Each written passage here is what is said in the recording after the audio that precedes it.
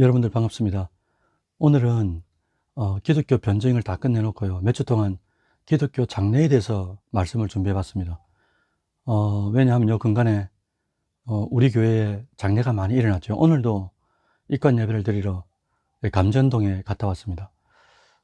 이 장례를 치르다 보니까 몇 분 성도님들이 장례가 났을 때 어떻게 해야 되는지, 그리고 이 장례에 대한 절차나 의미와 목적에 대해서 기독교적으로 한번 들었으면 좋겠다라는 말씀을 듣고 몇 가지 이제 몇 주 동안 준비를 하게 되었습니다. 오늘 첫 시간인데 짧은 시간입니다. 함께 기독교 장례에 대해서, 특히나 기독교 장례의 목적, 그리고 기독교 장례가 이 특징은 뭔지, 그리고 일반 장례하고 기독교 장례에 두드러지는 이 차이가 무엇인지, 그리고 기독교 장례에서 지금 많이 발전해 왔지만 그 가운데서도 이제 개선되어야 할 점이 무엇일까, 어떤 것들이 개선되어야 되는가 라는 것들을 가지고 함께 나누도록 하겠습니다. 잠시 기도드릴게요. 존귀하신 살아계신 하나님 아버지, 감사합니다. 지금까지 저희들을 그리스도 안에서 살게 하시고, 어느 순간인가 누구나 다 주님의 부르심을 받게 될 터인데, 죽음이라는 것이 우리에게 다가왔을 때, 혹은 죽음이라는 것을 우리가 바라보게 될 때에, 그때 하나님께서 기뻐하시는 장례가 어떤 것인지를 다시 한 번 더 기독교적으로 깨닫고, 그 깨달음들을 또 교회에 적응시키며 또한 그렇게 실천하는 우리 모두가 될 때 하나님 앞에 더 거룩한 영광이 될 줄 믿습니다. 오늘도 이 짧은 강의가 각각의 심령들에게 새로운 진리로, 또한 새로운 또 깨달음으로 자리매김하게 하여 주시고, 그것을 통하여 더욱더 하나님과 믿음의 밀접함을 이룰 수 있도록 주님 인도하여 주옵소서. 예수님의 이름으로 기도드립니다. 아멘. 예, 오늘 이 기독교 장례 연구 첫 번째 시간입니다. 초대에 말씀드린 것처럼 오늘은 장례의 목적과 특징, 그리고 일반 장례와의 비교, 그리고 마지막 개선돼야 될 점, 이 네 가지를 가지고 말씀드리려고 하는데, 먼저는 기독교 장례의 의미와 목적입니다. 첫 번째는 중요한데요. 기독교 장례는 죽은 자를 위한 것이 아니다라는 게 핵심입니다. 기독교 장례는 죽은 자를 위한 것이 아니다라는 건데요. 그럼 무엇을 위한 것인가? 나중에 제가 일반 장례와 또한 우리 기독교 장례 비교할 때 하여튼 몇 가지 좀 말씀드리도록 하겠습니다. 아무튼 기독교 장례의 핵심은 죽은 자가 아닌 이유는, 이미 죽은 자는 천국 아니면 불신 가운데 지옥으로 들어가 있는 상태죠. 그래서 우리가 이 땅에 남은 자들이 어떻게 장례를 잘 치르든 어떻게 한다고 해서 죽은 사람과 전혀 연관성이 없다, 관계가 없다라는 겁니다. 그래서 기독교 장례는 교인을 위한 것이 아니라 이것을 가장 먼저 우리가 기억해야 된다라는 거죠. 두 번째, 기독교 장례의 의미와 특징이 무엇일까? 기독교 장례는 유가족에게 사별의 슬픔을, 이 유가족들이 얼마나 사별의 슬픔이 큽니까? 이 땅에 사는 동안에 죽음 때문에 이별하는 게 가장 큰 우리의 그 상처인데, 그러니까 이 슬픔에 함께 동참함으로 주님 안에서 새로운 참된 위로를 주기 위해서 우리가 기독교 장례를 치르는 거죠. 결국 말씀드리면 기독교 장례는 유족들에게 위로를 주기 위해서다라는 겁니다. 그 다음 세 번째는 기독교 장례의 의미와 목적 중에는 불신자 유족들도 있고 또 믿는 분도 있어요. 또 전문객 가운데에도 믿는 분도 있고 안 믿는 분이 계신데, 이 기독교 장례, 이것을 통해서 가장 좋은 복음을 전달할 수 있는 기회가 된다라는 겁니다. 왜 그랬느냐 하면, 사람이 7인척이나 누군가가 죽었다고 할 때 우리 마음이 허해지잖아요. 죽음에 대해서 다시 한 번 더 생각해 볼 수 있는 기회가 생깁니다. 왜냐하니까 우리는 평상시에는 살려고만 잘 하잖아요. 잘 살고 잘 먹고 잘 입고 잘 가고 잘 놀고, 하여튼 잘 살 것만을 이제 생각하는데, 근데 이 장례식장은 완전 다르죠. 다시 한 번 더 죽음에 대해서 생각할 수 있고, 좀 이게 숙연해지는 분위기 가운데 그 가운데서 우리 복음을 전달할 수 있는 기회가 최적이 된다라는 겁니다. 그래서 세 가지 말씀드렸어요. 기독교 장례의 의미와 목적은 첫 번째는 기독교 장례는 죽은 자를 위한 것이 아니다라는 것 하나. 두 번째는 유가족의 슬픔을 함께 나누며 또한 이 그리스도 안에서 위로할 수 있는 자리다. 위로를 위한 자리다라는 것. 그 다음에 세 번째는 기독교 장례 가운데 반드시 복음이 전해지는 복된 자리다. 은혜로운 자리가 될 수 있다라는 게 목적과 의미가 되겠습니다. 이 세 가지가 기독교 장례의 의미와 목적이 된다라는 것을 기억해 주셨으면 좋겠고, 두 번째 내용은 그러면 현재 치러지고 있는 기독교 장례의 특징이 무엇인가? 제가 여러 가지 이제 이 책들을 찾아보고 또 지금 전문가들 이 영상도 찾아보면서 보니까 두 가지로 요약할 수가 있습니다. 하나는 뭐냐니까 이 우리 지금 기독교 장례에도 우상 숭배적인 이 사상들이 많이 이렇게 결부되어 있다는 거예요. 조금 에 제가 말씀드리겠습니다. 첫 번째는 다른 종교에서 행해지는 우상 숭배적인 모습들이 사상들이 이 기독교 장례에도 많이 결부되어 있다는 게 특징이 하나고, 두 번째는 일제강점기에 있었던 그런 잔재가 제법 많이 남아있다는 거예요. 어디에 말입니까? 기독교 장례에 말이죠.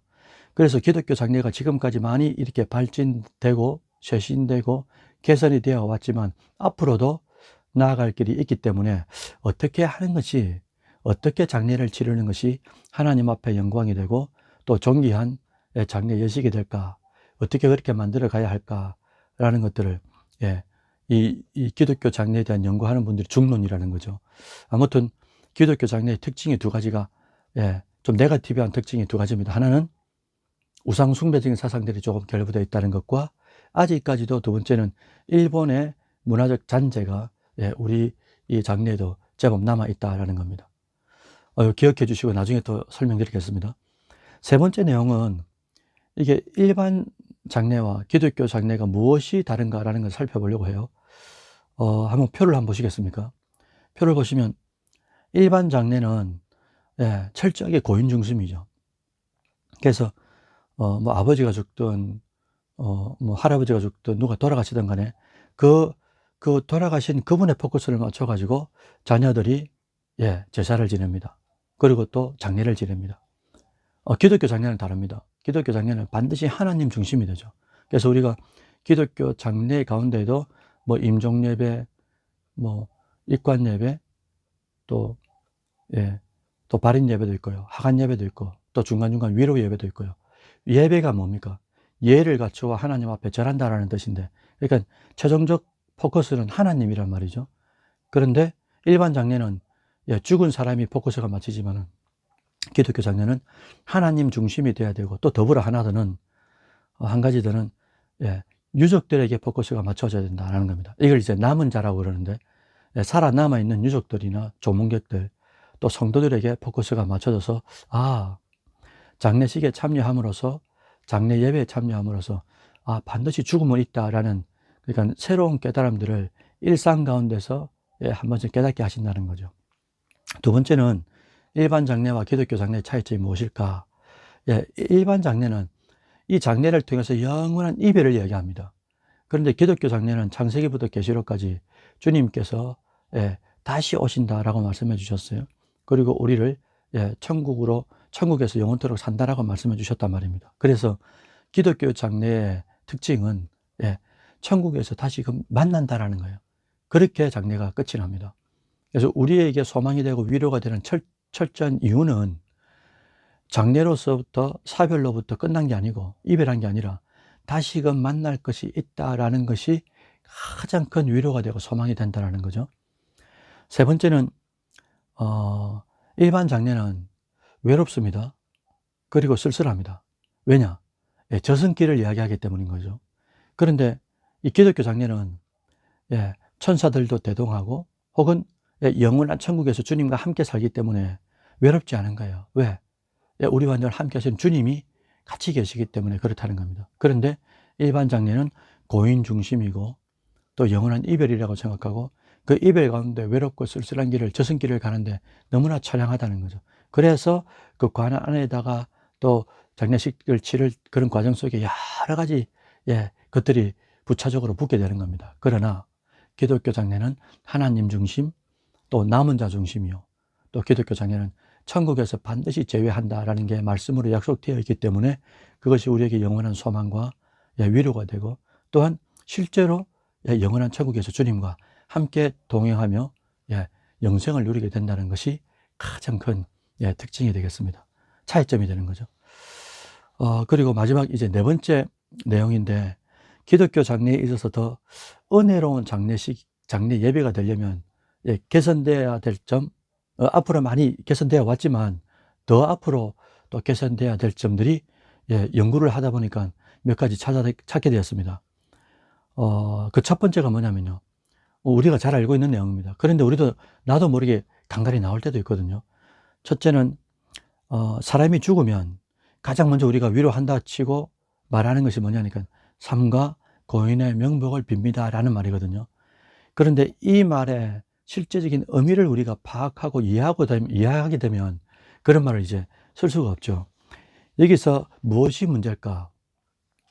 핵심은 명복이라는 단어입니다.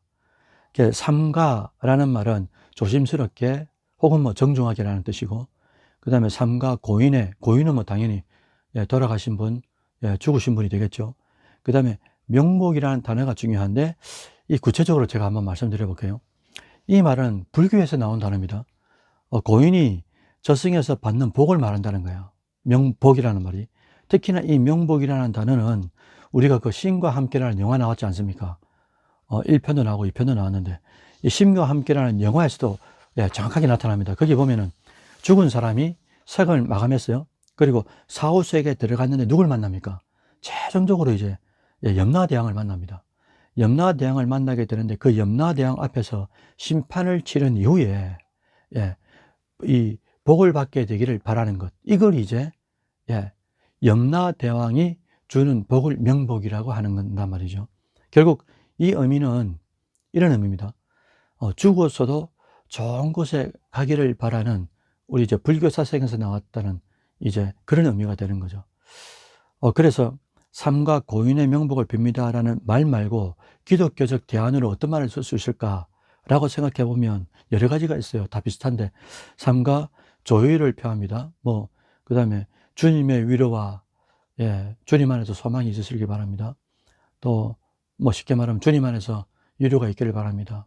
이런 내용들이죠. 주님의 이름으로 조의를 표합니다. 이런 의미인데, 명복을 빈다든지 이런 단어의 유를 쓴다면 그건 맞지 않다. 왜 그랬습니까? 죽으면 이미 천국과 지옥으로 끝이 나기 때문에 우리 설화라든지 불교에서 나오는 염라대왕을 만나가지고 염라대왕의 심판 가운데 비는 복을 받기를 바라서 좋은 곳에 가기를 바란다라는 의미가 전혀 성경에는 없다. 그래서 기독교적으로 볼 때는 이것이 우리가 어디 장례식장이나 어디 갔을 때 우리가 알고 있는 격식을 갖춰서 하나님이 기뻐하시는 그런 이제 조의를 표하는 게 맞다는 거죠. 두 번째는 또 이 단어도 간간히 들어봤어요. 그런데 이 단어도 아니다라는 겁니다. 그게 바로 미망인이라는 단어입니다. 미망인이라는 단어는 남편이 먼저 죽고 남아있는 부인을 말하는 건데, 이 미망이라는 단어의 이게 기원은 이 순장제도에서 왔어요. 순장제도가 뭐냐라고 찾아보면 이렇게 되어 있습니다. 사전적 의미는 한 공동체나 한 이 가족들 가운데 이 지배층에 있는 계급들이 있죠. 거기에 속하는 사람이 죽었을 때 그 사람을 따라 강제적으로나 자진해서, 그러니까 산 사람도 함께 묻는 걸 말하는 거예요. 이걸 이제 순장제도라고 그럽니다. 예를 들면은 왕이 죽었다든지 귀족이 죽었지 않습니까? 그러면 그 왕의 첩이라든지 신하라든지 종들을 같이 살아있는 사람도 묻어버리는 거죠. 그래서 이건 성경에도 위배되고 얼마나 이게 말이 안 되는 소리입니까? 그래서 기독교에서의 대안은 이게 어떻게 되냐니까 그냥 부인이라고 부르든지 아니면 고인의 부인이라고 부르는 것이 맞다라는 거죠. 그 다음에 이제 세 번째는 우리가 이 단어 많이 쓰는데 장례 3일째 되는 날 우리가 발인이라고 그럽니다. 이 발인이라는 말은 원래가 옹구가 장례식장을 떠나 장지로 간다라는 말이죠. 근데 본래는 이게 토속신앙에서 나온 단어라 하는데, 원래 이 살던 집에 터주신과 작별하는 의식에서 나온 단어가 발인이라는 거예요. 그래서 기독교적 대안으로 이야기할 때는 발인이라는 단어 대신에 출관이라고 말하면 정확하게 되는 거죠. 그래서 발인 예배 대신에 우리가 종종 들어봤지 않습니까? 천국 환송 예배 혹은 출관 예배, 이렇게 쓰면 무난하다, 라는 거죠. 그래서 여러분, 오늘은 짧은 시간입니다. 첫 시간인데, 기독교 장례, 우리가 이제 배워야 될 것이 제법 많이 있지만, 그 첫 시간으로 기독교 장례의 의미와 목적, 그 다음에 이 두 가지 특징, 그리고 일반 장례와 기독교 장례의 이제 비교 분석을 해봤고요. 그리고 마지막으로 앞으로 기독교 장례가 발전하고 개선돼야 될 점들도 있는데, 그 가운데서 우리가 어떤 언어를 사용하고 어떻게 예의를 갖추는 것이 맞는 것인지 몇 가지를 살펴봤습니다. 아무쪼록 여러분들, 우리가 이 사는 동안에 오늘도 장례식을 갔다 왔지만은 얼마나 많이 이게 또 가게 됩니까? 갈 때마다 크리스찬으로서의 이 존귀함이라 그럴까요? 거룩함이라 그럴까요? 세상 사는과 다른 그런 거룩한 구별됨을 통해 가지고 하나님 앞에는 영광을 돌려야 될 것이고, 또한 이 말씀드린 것처럼 기독교 장례 예식을 통해 가지고 또 믿지 않는 자들로 하여금 복음이 전파되고, 역시 뭔가 다르구나, 기독교 장례를 통해서 진짜 위로를 받을 수가 있는 거구나 라는 것들이 유족들이나 남은 자들에게 스며 들어갈 수 있다면 그것처럼 정말 기쁜 일이 어디 있겠습니까? 아무쪼록 우리가 그리스도 안에 있는 자로서, 그리스도인으로서 어떻게 기독교 장례를 바라보고 해석하고 또 의미를 부여해야 되는지 오늘 배웠습니다. 다음 주에는 또 새로운 내용을 가지고 기독교 장례에 대해서 또 함께 나누도록 하겠습니다. 기도드리면서 마치도록 할게요. 존귀하신 살아계신 하나님 아버지, 오늘은 기독교 장례 연구 첫 번째 시간으로 기독교 장례의 목적, 그리고 기독교 장례의 특징이 무엇인지, 그리고 일반 장례와 기독교 장례에 대한 비교 분석을 해봤고, 그리고 마지막으로 몇 가지 통하여 기독교 장례에 개선되어야 될 점들을 함께 살펴봤습니다.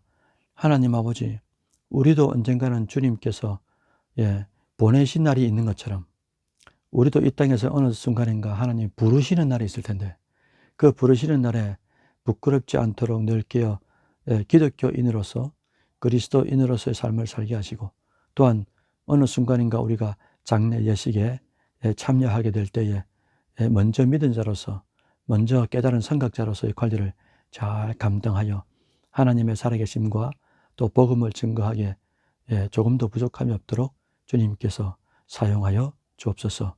우리의 영원한 구원자 되시는 예수 그리스도의 이름으로 기도드리옵나이다.